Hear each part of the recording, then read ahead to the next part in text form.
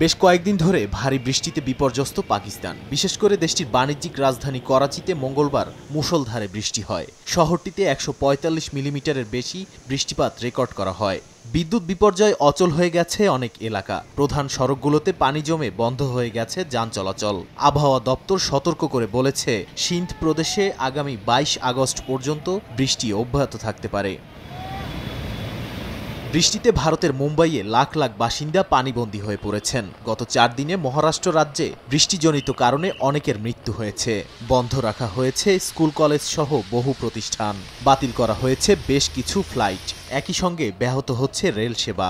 নাসিক ও নান্দেদ জেলায় গোদাবরী নদীর বন্যায় মানুষ গৃহহীন হয়ে সড়কে আশ্রয় নিতে বাধ্য হয়েছে। এদিকে টানা বর্ষণে স্থানীয় সময় বুধবার জাপানের আকিতা অঞ্চলের সেমবোকু শহরে পানিবন্দী হয়ে পড়েছে বহু পরিবার। মাত্র ২৪ ঘন্টায় সেখানে রেকর্ড করা হয়েছে ২৪৪ মিলিমিটার বৃষ্টি। জলাবদ্ধতার কারণে আটকা পড়েছেন অনেকে। কাজুনো আর কিয়া আকিতা শহরে জারি হয়েছে সতর্কতা। বন্ধ রাখা হয়েছে রেল সেবাও। মধ্যপ্রাচ্যের দেশ ইয়েমেনেও ভারী বৃষ্টিতে দেখা দিয়েছে বন্যা। দেশটির রাজধানী সানা ও দক্ষিণাঞ্চলীয় বন্দর নগরী এডেনেও অতিবৃষ্টিতে ডুবেছে রাস্তাঘাট। হাঁটু সমান পানিতেই চলাচল করছে মানুষ।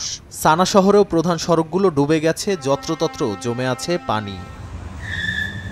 নাদিম মারজান, সময় সংবাদ।